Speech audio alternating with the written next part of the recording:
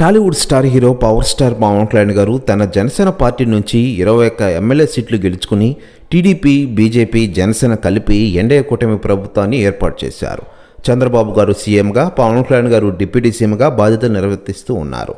Nara Lokesh IT, electronics and communication శాఖ మంత్రిగా బాధ్యతలు నిర్వహిస్తున్నారు.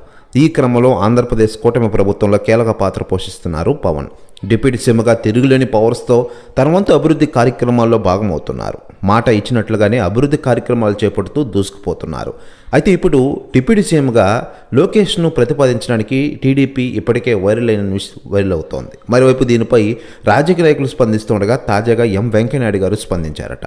ఆయన మాట్లాడుతూ, పవన్ కళ్యాణ్ గారు ఈరోజు ఆంధ్రప్రదేశ్ డిప్యూటీ సీఎంగా బాగానే రాణిస్తున్నారు.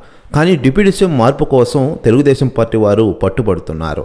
పవన్ కళ్యాణ్ డిప్యూటీ సీఎం కాదు, సీఎం క్యాండిడేట్ అంటూ సంచలన వ్యాఖ్యలు చేశారట వెంకయ్యనాయుడు గారు.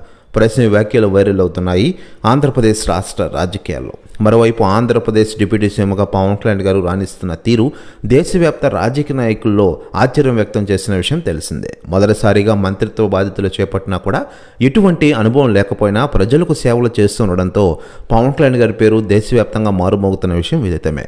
మరోవైపు సినిమాల్లో కూడా నటిస్తూ అవరానిపిస్తున్నారు పవన్ కళ్యాణ్ గారు. ప్రస్తుతం హరిహర వీరమల షూటింగ్తో ఫుల్ బిజీగా ఉండగా రాబోయే రోజుల్లో ఓజీ సినిమాతో బిజీ కానున్నారు ఆయన.